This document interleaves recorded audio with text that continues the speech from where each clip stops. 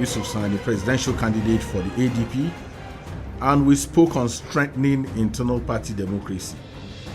This week, our focus is on a crucial issue at the heart of Nigeria's democratic journey: gender inclusivity in our electoral process.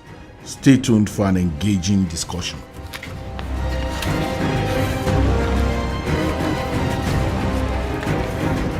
Electoral Reform Hour is a program aimed at fostering inclusive dialogue among citizens from varied backgrounds concerning electoral reform and constitutional amendment. We also hope to enhance public understanding and awareness regarding electoral reform and compile and present citizen-derived recommendations to the National Assembly and INEC for consideration. This program is brought to you by Peering Advocacy and Advancement Center in Africa, PACA, with support from MacArthur Foundation. You don't want to miss any edition of this program. Despite women making up nearly half of Nigeria's population, their representation in political offices remains significantly lower compared to men. In the National Assembly, for example, women hold only 6.4% of seats, and in the state houses of assembly is just 4.43%. This underrepresentation highlights deep-rooted challenges such as cultural norms, economic barriers, political violence, and limited educational opportunities that hinder women from fully participating in politics. To address these issues, Nigeria is considering important changes to its electoral system. Proposed amendments include implementing quotas to ensure more women candidates are nominated, providing financial support to help women overcome economic challenges in running for office, strengthening laws to protect female politicians from violence, offering training programs to build the capacity of women aspiring for political roles, and conducting voter education campaigns to promote gender equality. These reforms are crucial for creating a more inclusive democracy that reflects Nigeria's diverse population. Today, we are honored to have with us a leading advocate for women's rights and equality in Nigeria, Sadatu Mahdi, MFR. She is the Secretary General of Women's Rights Advancement and Protection Alternative WRAPA. She has published over 20 books focusing on violence against women, women's rights, Sharia, and women education. Sadatu Mahdi is one of the co-conveners of Bring Back Our Girls Advocacy Group in Nigeria. Mahdi worked with Nigeria's former Minister of Education, Gelu Ezekwesili, the Director General of Nigerian Pulse Authority, Hadiza Bala Usman, and the Special Advisor for Social Protection Plan to Nigeria, Miriam Uwais, and several other activists to start the campaign for the return of the kidnapped schoolgirls in Chibok community, Borno State. The campaign led to the adoption of the hashtag Bring Back Our Girls across the world. On 15th November 2011, she was conferred with the national honor of award of Member of the Order of the Federal Republic, MFR. The National Merit Award was in recognition of her work in development, advocacy, human rights, and defense of women. Hajiya, you're welcome. Good evening, everyone, and good evening to the listeners. Thank you for honoring our invitation. And interestingly, you are part of this in some sense. Yeah. So I'll say welcome home. Thank you so much. And also I want to put on record our appreciation for the partnership, which is something we are enjoying under the support of MacArthur Foundation. So your experience, what are some of the significant challenges that women face when participating in the electoral process in Nigeria? Thank you, Ezinwa, once more. I think it's almost a broken record sound that we want to see. In your intro, you have spoken to some of the key issues that have, placed a barrier in terms of the women's ability to meaningfully and purposefully be engaged in our political system. I think the normal barriers we always quote are cultural issues, ethno-religious issues, location of women not being in their home states, financial incapacitation, capacity in terms of even understanding what elections or electoral process or even democracy itself means. The other one we also keep saying is this deliberate wall that is placed between the eligibility of women as Nigerians with a substantial number behind elections and, in particular on election days. So one of the things that we got to study in WRAPA towards the 2007 election was, okay, apart from all of these things, which are obvious, what are those latent things that really inhibit women's political participation and electoral appearance as a whole, other than on election day? The first thing that became obvious was that women are not even, productive or bona fide members of political parties. And political parties are the vehicles for participation in elections in Nigeria. Our constitution is very clear that you have to belong to a platform. And not only do you belong to a platform by voice or by appearance, you must be a card-carrying member of that party. You must also, in that trend, be an active member, contribute, and then show agency.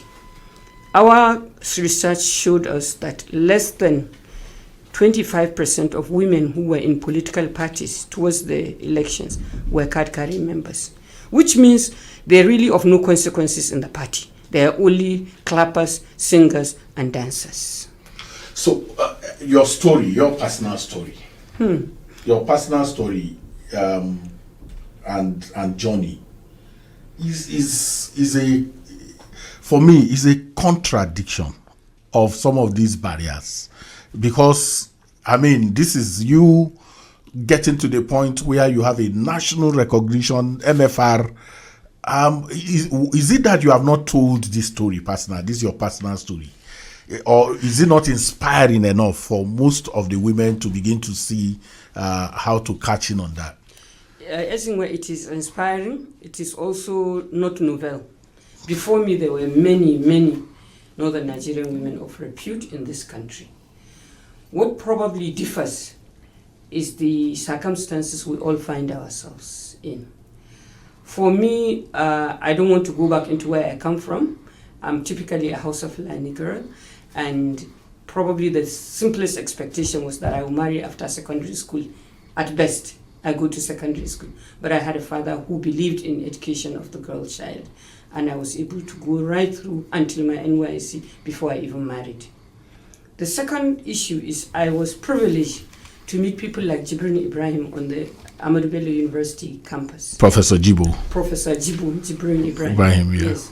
And I can tell you I was a Senate member in ABU in 1974, 75, 76. So I'm not the norm. I'm the exception. I don't want to call it an exception, but the aberration. Thirdly, in terms of my story is such that I have always been told by my parents and people who knew me growing up that I had never been one to keep quiet in the face of injustice, that I've always had a voice. My dad happened to be one of those who were on the 1978 Constitution reform. And he was a man who would sit and discuss with me, who will argue with me, who will pull me out, and who taught me public speaking while I was in Form 2 or thereabouts. So I want to lay gratitude first to Almighty God, but I'm not an exception. Yeah, you know why I asked this. Queen Amina, Hajiya, Gambo, Sawaba. You see, we can't touch them, we can't feel them, we read about them. Yeah. But here we have a Sadatu Mahdi that we can touch, that we can feel, that is everywhere.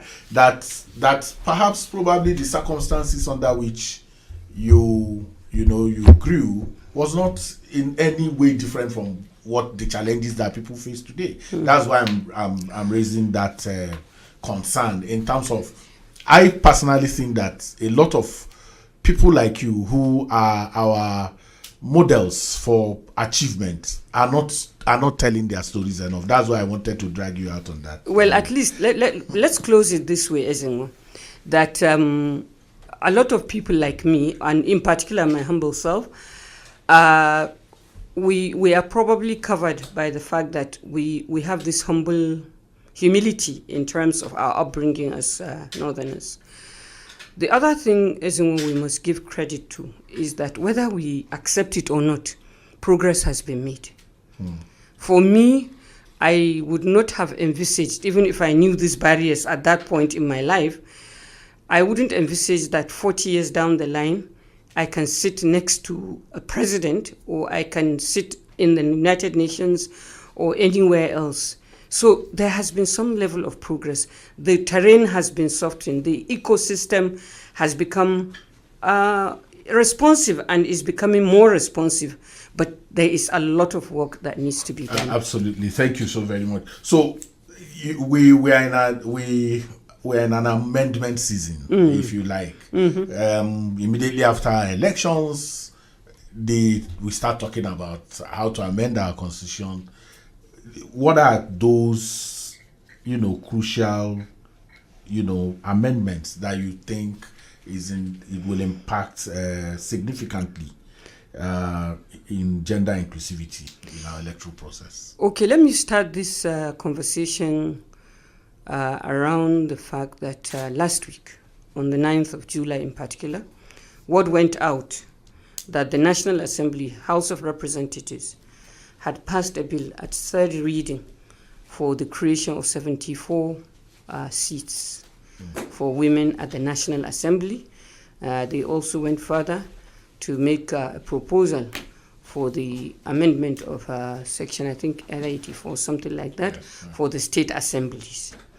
I want to put on record that, yes, we are in another season of constitutional reforms, but it has never come this fast.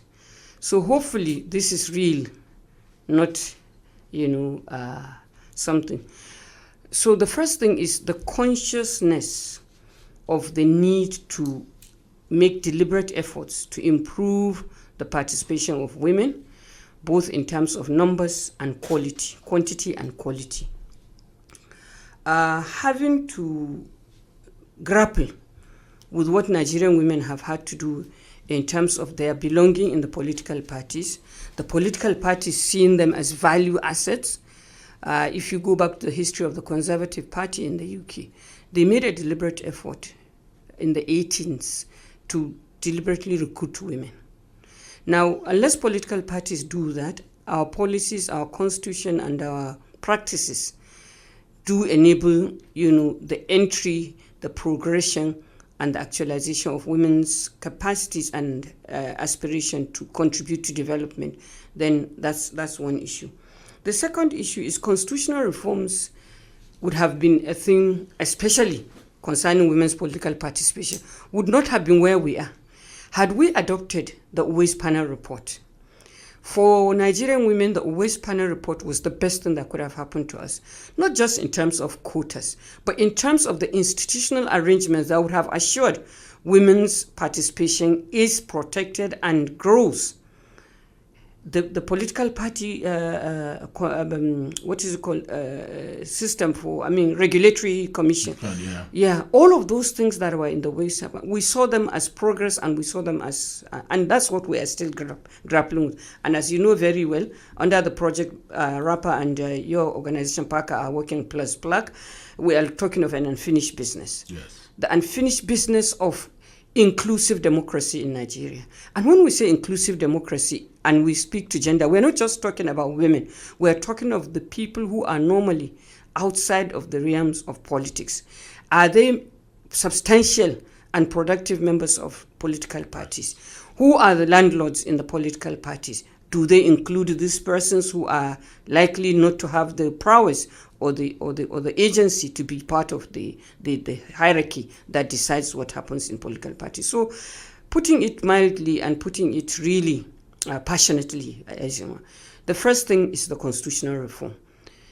We have the National Gender Policy reviewed, but anything short of a constitutional provision that recognizes the need to purposefully include texts that guarantee the participation of all vulnerable persons in Nigeria, especially, women who form and youth. Now, to the next thing that we're looking at is also the political parties.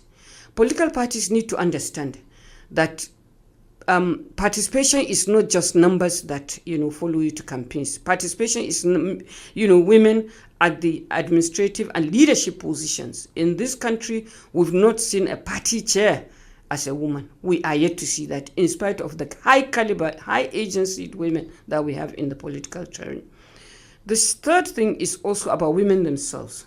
We've got to come to the realization that it's not going to be an easy ride.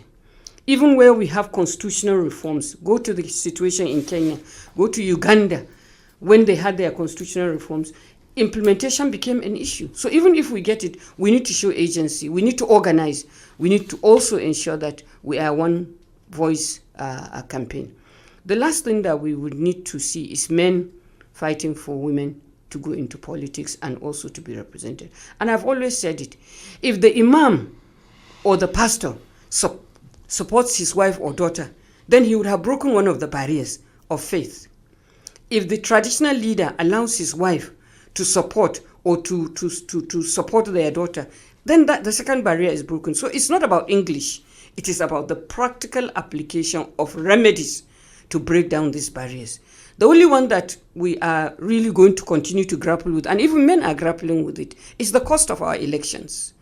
It's unique to women because we lack resources, but it is affecting everyone, particularly those who are at the lower rung of society. So when I listen to you and I envision the kind of work that WRAPA has done across the country, especially empowering women and all of that, and I still find this disproportionately low number of women participation.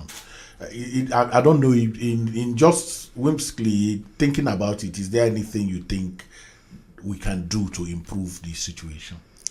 Yes, but it's like I have said earlier on, Ezinwa, we need policy reforms, we need constitutional reforms, we need policy reforms, we need practice reforms. We need society to accept the fact that women have the capacity to contribute to development and to the growth of their societies. Most importantly, women also need to understand that politics or political participation or leadership or governance is not a ride. It is not even it's not a walk in the park. It's not a walk in the park, and it is not one in which you need to wait for invitation. You need to show agency. You need to push the envelope. And the most worrying thing for me is this lack of cohesion in terms of how we see, the constituency of women. I know we've had the experience of, Occupy NAS, where we had women, work around for over 3 weeks in the sun and in the rain. We're part of that. We were all part of that, boots on ground, as I would normally say. But I think we still have to work for a women's movement that is cohesive, that has a strand to hold on to. That strand being, we must work together, not in the sense of, women being enemies. No, we must have a common agenda, an agenda that resonates irrespective of whatever indices we bring to the table.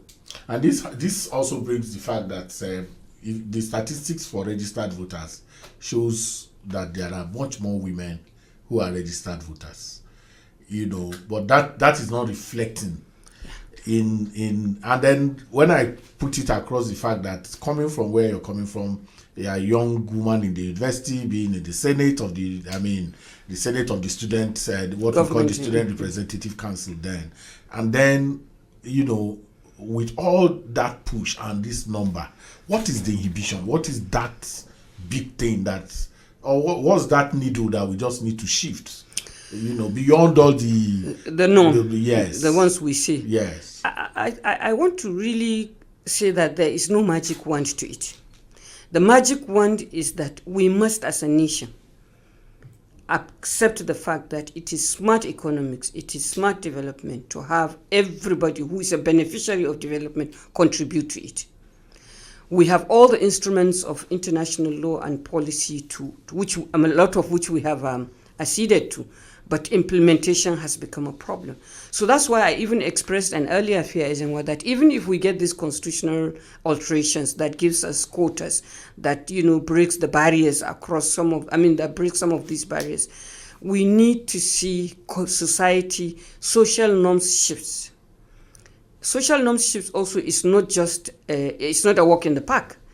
It is about telling people to jettison age-old practices and beliefs to the new norm. The new norm not necessarily condemning what they have, but showing them the value of what they are missing. Yes. It's interesting. So, quota. You talked about quota. What's your, you've traveled widely. You've seen, people cite Rwanda and Kenya and, different countries. What this giving is a give? Does it come to you as this quota? Is it a gift? It's not a gift. It's a right. Please, Ezinwa, it's a right. That's why we're asking for it in the Constitution. Number one. Number two, it's an obligation. As citizens of the Federal Republic of Nigeria, if we have these quotas, there are 3 or 4 things that really relate to quotas. One is that they cannot be, whatever we say, 50-50, 35. These are also transitional things. One of the arguments we had always put forward is that make these quotas, give a moratorium for them, which is what the National Assembly has just done. In terms of what they think, until the 2027 elections, this award will not take effect. So it means we'll still be where we are in 2027, but anything can happen. They would have gone, majority of them with the election turnover we have in this country, maybe 50% of them who have acceded may not return to say, okay, we agreed on this thing and we need to push it. Well, how do we implement it? In the 2007 elections, PDP worked with 3 organizations to say, okay, we can push for at least one, which makes automatically 36 women in the party. Then Josephine Aneni was the women leader of the party. And everything went fine until we came to one point. They said, okay, from where do we start? Everybody says, no, it can't be from my constituency, meaning that there is that fear of loss. There is territorialism. Yeah. Everybody wants to cover his end. Let it be my neighbor. But my neighbor will say, why not you? So even when we have quotas, the first thing is, what does it mean? Does it inhibit women from competing in other positions apart from what is, as you say, given in courts? Because if it is in the Constitution, it is not given, it is a right. It may have a moratorium in terms of implementation, but it is a right, recognized for a certain period, recognized for a certain purpose. Number 2, if it has a moratorium and it finishes and we do not achieve the numbers we are looking for, will there be room for, expansion? And if at all we get, what do we need to do that? We have seen the experiences from other climes where getting the women to be accepted in the electorate or, the behind the scene machinations. Yes. So you could wake up and the seat is there and there is no candidate. That's what they tell you. But I don't believe in Nigeria we have that as a problem. We don't have that as a problem. We'll be running for a break. But before we go there, as I'm just thinking, what are the arguments that those who are opposed to quota, what are the reasons? What are those things that continue to, because apart from territorialism, fear of, people say, oh, it's democracy, and if it's democracy, it's got to do with number, and if it's got to do with number, that you can do that for appointive positions, but you can't do that for elective positions. So what does that mean in reality? Because what do we need to do as civil society? Because we need to break this. Are we going to have advocacy with the political parties? Is that something we can consider? That is an age-old game we have had. In every election, we have engaged with political parties. After elections, we have engaged with them. I think parties, or rather the people in political parties, see it as a birthright for especially those of them who hold the parties in their hands. as long as political party affiliation will not be a factor of what I bring to the table, no matter how small, it is how big. Yeah. I don't know whether you get what I'm saying. The big pockets, the big pockets. And yes. Secondly, unless we have a situation where political party allegiance is about ideals, then so much will it be just, the highest bidder. Our politics and our democracy lacks ideals. People can belong to a party today, and don't want to say ideology. No, ideology. Thank you for that. Ideology. Okay, I thought you had a reason to. No, I'm not talking of ideals, and I'm sorry. Thank you so much for the correction. Okay. It is ideology. Okay. Our democracy is not necessarily based on ideology, because we have seen what it is. You jump from party A to B, the next day you are in party C, and then you can also, somersault and come back to party A. So, the truth of the matter is a lot of the things that need to happen have to happen within the political party structures. Our electoral laws have to reflect compliance with constitutional and electoral laws that enable free and fair participation, internal democracy. I'm glad you were discussing internal party democracy last week. Yes. It's so important. Without internal party democracy, no matter what you do, people will still be left behind, and those who hold the party in their hands, in their pockets, will still run the show. And a lot of them are afraid of losing control, and the power dynamics that goes into it makes even those who are strong, end up curbing in and giving way to. So, like they always ask us, why are you not running for office yourself? Emike. Because that's the question that they always ask. Yes, so not everyone needs to be in the market to be a market woman, or not every man needs to be a policeman. That's true. I want to believe that people like me don't see a place in politics for themselves, but we can work to ensure that the system and the practices enable others to do it, and to do it productively.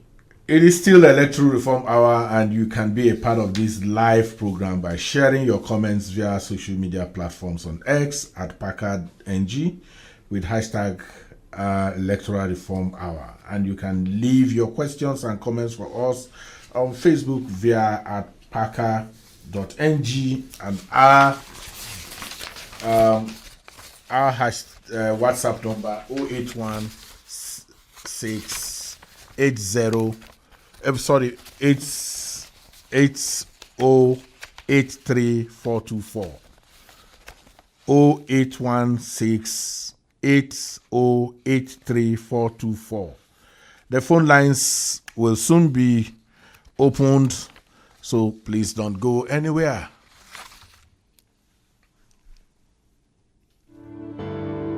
Are you ready for change? Join Perrin Advocacy, an advancement center in Africa, PACA. This program amplify electoral reform campaigns and provide citizens with opportunity to make meaningful contributions that will strengthen our electoral process. As a National Assembly, INEC, and other stakeholders work towards improving our electoral process, you too can be a part of the decision-making process. Remember, democracy is for the people. Let your voice be heard. This message is brought to you with support from MacArthur Foundation.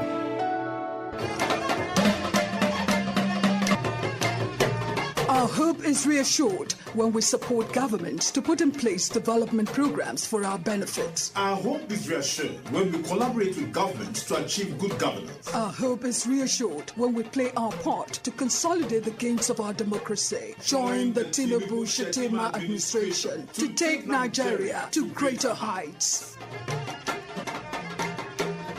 This message is brought to you by the Federal Radio Corporation of Nigeria. Radio Nigeria, uplifting the people and uniting the nation. Welcome back. You are listening to Electoral Reform Hour on the network service of Radio Nigeria. We are pleased to have you on the program. Thank you, Sadatu, Mahdi. I like the MFR. I like to emphasize that so that people know that it's not more as we say. Thank you.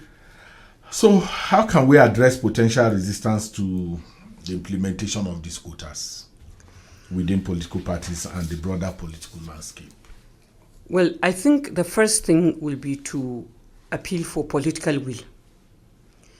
As in what we've seen in this country, when government or the government of the day wants to do something, it could get it done before you say Jack Robinson.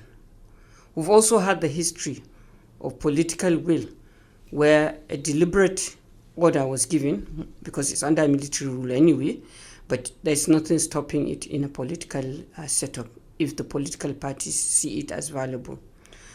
The second thing is constitutional reforms. Having it in the national gender policy as a to-do or as an ideal is not enough. We need to find something that allows for compliance, justiciability, and sanctions.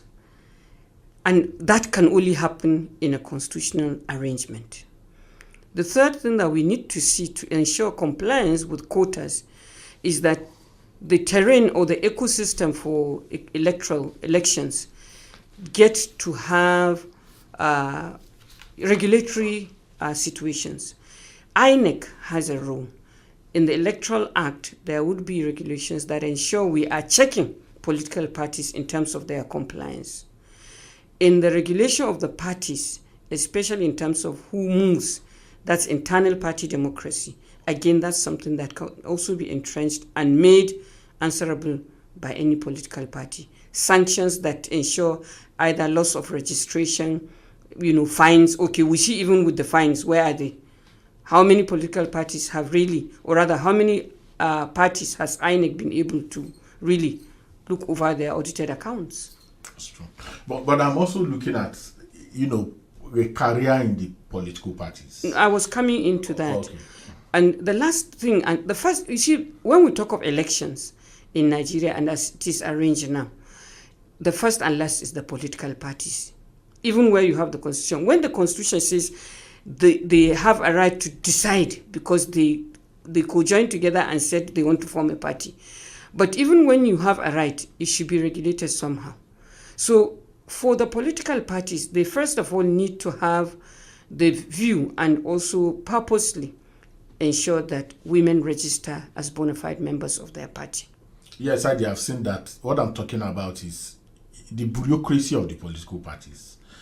Because at the end of the day, you have elected officials of the party who are tenured. Mm-hmm. But you have the bureaucracy. You have those directors. We've not paid attention to who are the directors within the bureaucracies. What are the number of women who also occupy those strategic positions in the bureaucracies of these parties? Because it's helpful at the end of the day in also shaping policies and rest. I agree absolutely. Yeah. But you've got to also keep remembering that it is not just women who can sing this song for themselves. We need to have men. That's why when you speak about men, that's why you're here, exactly. So what it means is if a political party takes it upon itself to ensure that by deliberate means and rules, it increases the numbers, the participation, and the quality of contributions. That means they can be members of the hierarchy of governance in the party. That means they will be nominated as candidates for the party. Yes. That means they can cross-work over and, inter-party relationships, yes, so that they push the agenda for women irrespective of what party. So it's really about men and women recognizing that political parties have everything to gain depending on how they capture and how they work and how they ensure that women. Remember, in the 2003 elections, there were women who were willing to go to court, but they didn't have anything to hold on to as a commitment. So that's why we keep talking about constitutional quotas, which can change over a moratorium, but which would have empowered women already. We are talking of also constitutional provisions which will ensure that these political parties are not left to their whims and caprices. And thirdly, that political parties know there are consequences for non-compliance. and that women are empowered to call them out and to go to seek redress. I know you talked about smart economics, how it is smart economics too. So what policy areas will actually benefit from this quota? The first policy area is education. I think you alluded to the fact that how come I have education, and I think first is education. And this education, not just numerical or what is it called, we're talking about education, understanding the world, understanding issues, and also understanding the value you have on your head as a woman and the value of the contributions you can make in your society. Another policy area that can really help is in terms of inclusive economics. Women having access to resources through seamless programs of government that are accessible to the ordinary person, not necessarily in allegiance to a party leader or to a person in government. The third policy area, again, whether we accept it or not, is very important, is the issue of communication. Now, our communication, especially working with agencies like the National Orientation Agency, is an area where we need to deconstruct the apathy around women's capacity to deliver in governance, around women's right to be able to participate in the development of their communities. Today, there is no argument about the role and the value an educated woman brings to the table. So education, communication, and financial inclusion, so that the little she has, she can aspire to be a member of the local government level of her political party, so that she can aspire to be a councillor, and she can aspire with time to be a chair, and so on and so forth. You can now join the conversation by calling 0915 0910 482. 0915 0910 483. You can also leave your questions and comments for us on WhatsApp at 081 680 83424. 081 680 83424, and on X at Packer PAACA.ng, and Facebook PAACA. Is your time to call? The numbers again are 0915 0910 482, 0915 0910 483. You can leave messages for us on 081 680 83424. That's our WhatsApp line. I'll be expecting your calls. So, Hajiya, in your opinion, how can political parties be incentivized to support and promote female candidates? I think one of the things that keeps coming to mind is people keep saying, can women perform? Can they deliver? Nobody asks the man who is vying for House of Reps whether he will deliver. Hello? And when you really push the envelope, Yes, hello, good evening. Hello, good evening. My name is Mohammed Kudu from Niger State. Mohammed Kudu. You are discussing a very good issue, of course. Mohammed Kudu from Niger State. Yeah, Mohammed from Niger State. Okay. And the man on the seat. He's Hajiya Sadatu, but he's not. She's doing very well. In fact, she talks about the inclusive democracy.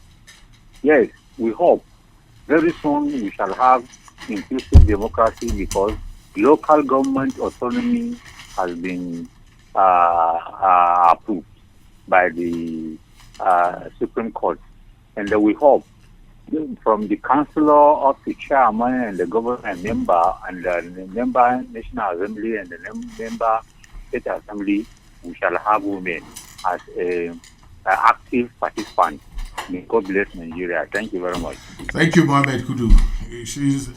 I don't know if you caught some of the things that he No, the microphone just. Okay, so what he's saying that with the Supreme Court ruling for financial autonomy for local governments, that might impact on women participation in at the local council level. But I don't know what you think about that. For Nigerian women, optimism is the best stick to use. Right now, as we speak, the issue of the financial autonomy for local governments, it portends a lot of good. But the same way people don't get to understand democracy is the same risk we run. If for any reason financial autonomy, is realized, how do women cash in on it in the local government? That's hello? I think that's the most important. Yes, hello. Good evening. It's Electoral Reform Hour on Radio Nigeria.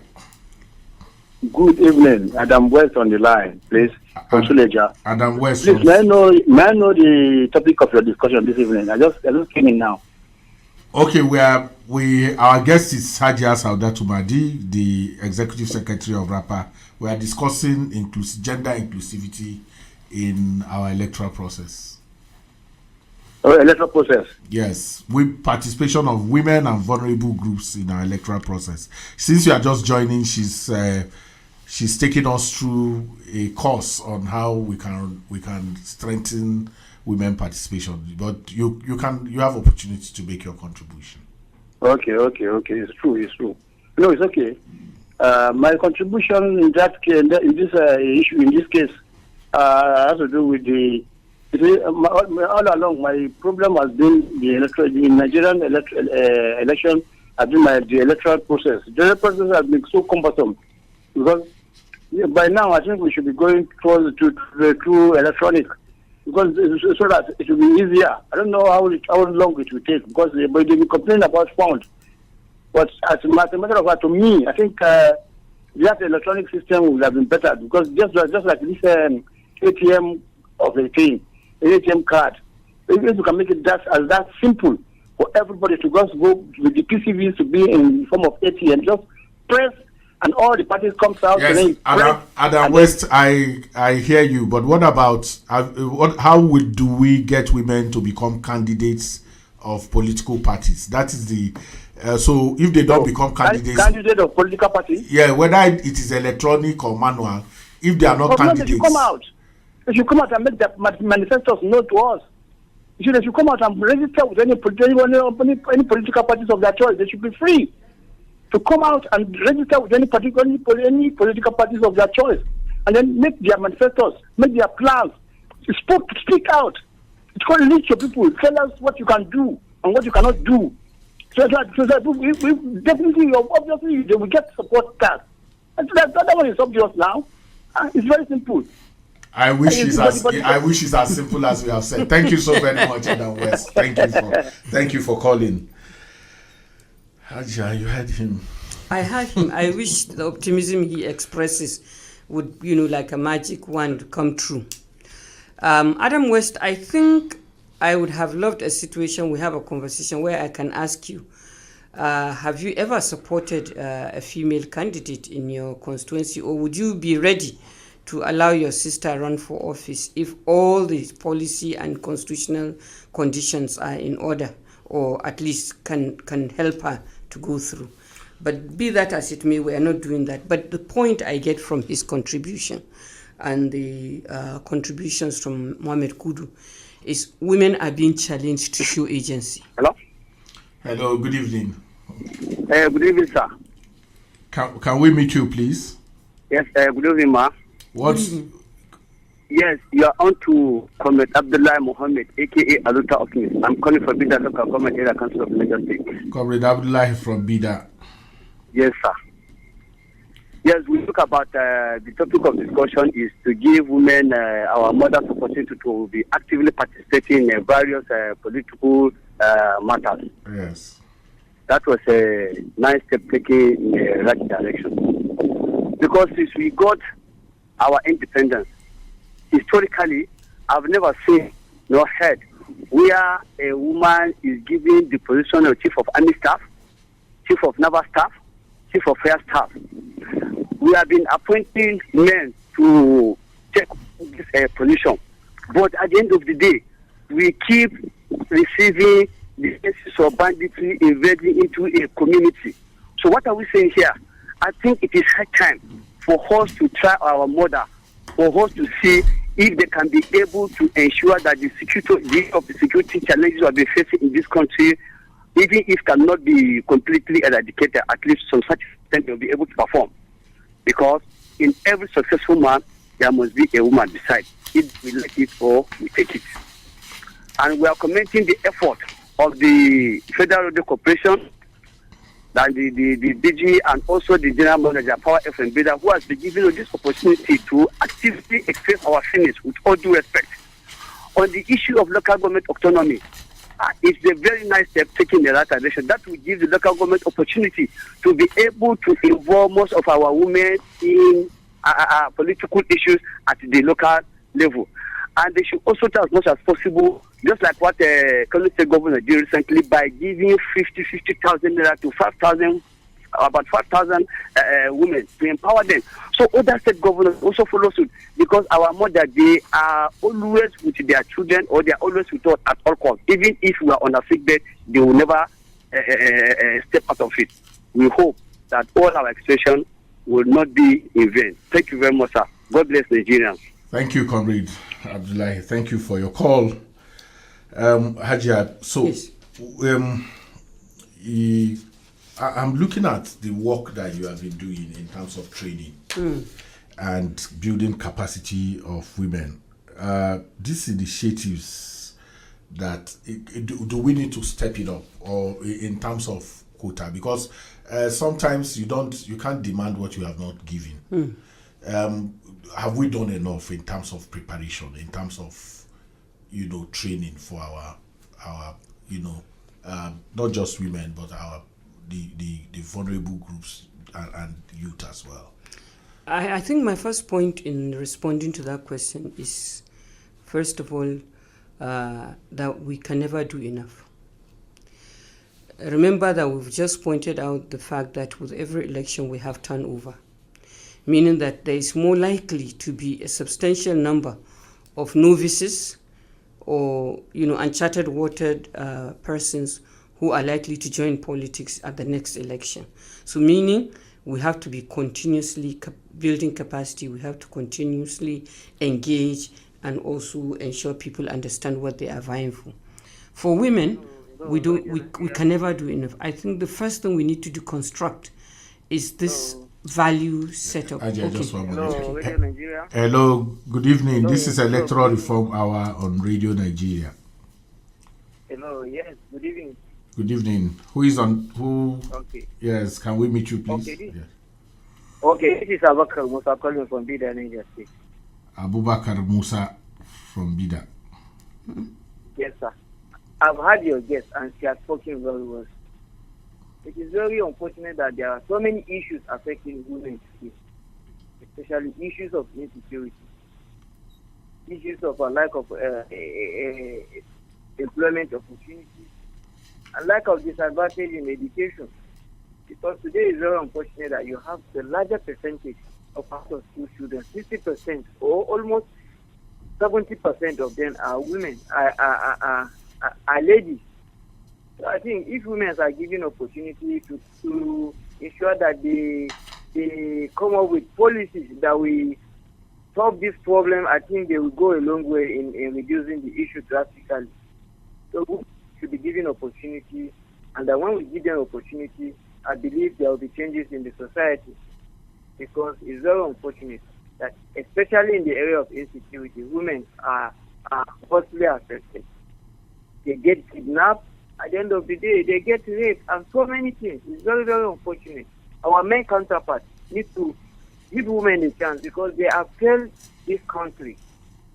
It's very unfortunate. I think women should be given opportunity so that they will be able to address most of the challenges we are facing today in the society. Thank you very much. Thank you. At least I wish we can have 1 million more of this this disposition. Yeah. We were speaking to the issue of what yeah, are training and the and training capacity building. so like I yes. said, one, there can never be enough trainings. Like we have agreed, there are more likely to be the need every time we have elections. There's also the need for non-party bearing members to also accept the fact that democracy is not just about political parties. You know, accountability runs into knowing who is your legislator, knowing his or her performance, tracking their actions at the National Assembly. I think somewhere five years ago, we had a situation where one constituency showed their own representative sleeping while, deliberations were going on. So it's not just about the party, it is about also tracking and monitoring the performance, so that when we have policy changes such as we are asking for as Nigerians, independent candidature, quality candidates are there, but they are muzzled out by political parties or they are compromised by political parties. So that's an policy area we didn't also discuss as in that we need to open up. I'm coming to that. Oh, okay, then okay. Because when you have a big space, my people say you should do all the dancing because you don't know when you have opportunity to have that kind of space again. So having dragged you here, I was waiting. I kept that. So what additional provisions or changes do you think will you recommend to ensure more inclusive electoral process? That's where the independent candidates and stuff. Yeah. So again, first of all, we need to reduce the powers of political parties. Whether we see them as demigods, or those who run them as demigods, or we see them as Nigerians who are accountable to us when we give them that office, is very important. So the policy change needs to show candidates being produced as a collective by the political party members, not by nomination or by concession or whatever we have as we now have in our climb. The second thing is, like I said, political parties have to be deliberate about recruitment, inclusion, and support for women in their parties. Hello. Good evening. This is Electoral Reform Hour on Radio Nigeria. Thank you very much. My name is Daniel Alkali from the Boko of Niger State under Makwa local government. Daniel from Niger State. Yes. On the Boko. Okay. Dokoko village. From Niger State. Yes, thank you for calling. Can we get your contributions? Mommy, I have heard what you have said. And truly, I enjoy every little word you have spoken. Thank you, Mommy, for all that you have said. God will give you. And you work well. One day you become the leader, the president of Nigeria. Amen. Truly, she has spoken as a woman. And a woman that have a challenge. No other country have done it. Why don't we try her? In some future to come, his mommy is willing to come out. Thank you very much. Thank you very much, Daniel. Very good. We're winding down at this time. Thank you for thinking that, which I support very strongly, that Hajiya Sadatu Mahdi can be president. Thank you. Thank you very much. What? Thank you for your call. I appreciate. So, in winding down this conversation, it's a no-brainer, the work that women, civil society organizations, gender rights activist groups like yours, what more can we do really? Because that's where, because we've put the boots on the ground, like you said. I think there is a relaxation for this period. That in my mind I've been trying to see what is it? We think that out of their benevolence, that we must not leave it to benevolence. That is first thing. The first thing rather is, I keep saying, Amina Salu keeps saying we have a right of entry, but we don't have a right of exit. So that means we cannot say we are tired. Okay. Even if we believe in the transition of younger Nigerians taking over from us, we must remain to guide them and say to them, it is possible. How are you? And that you have to work at it. I'll just give you 30 seconds. How are you from Bida? Yaya, can you make your comment in just few seconds? I want you people to say bossa to Mrs. Sarah Jibrin that contests for presidential before. Okay, we are saying bossa to her. For the woman, that woman should be our next spread for the next regime. Thank you very much. Thank you for your call. I appreciate it. Thank you. So please, we must remain.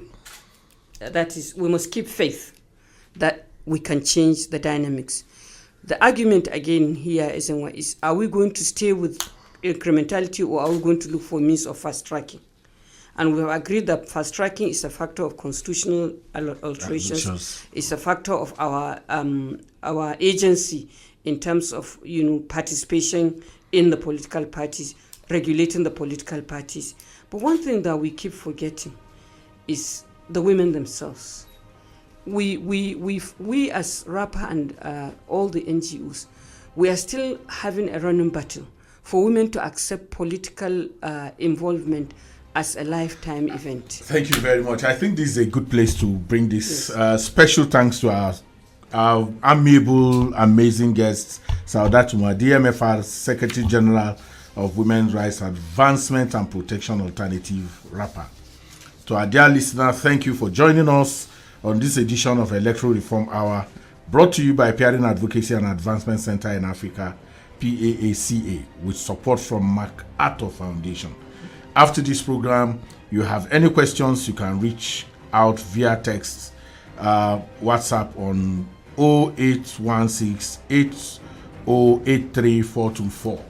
And very, very, we especially appreciate the contributions of our funders, MacArthur Foundation, our engineer for today, Hassan Usman and Rosalie Aduku, the ICT personnel, Oli Raymond Ada, and studio manager Finehas Udoeyo, and my producer Ondo Hemba Ohin.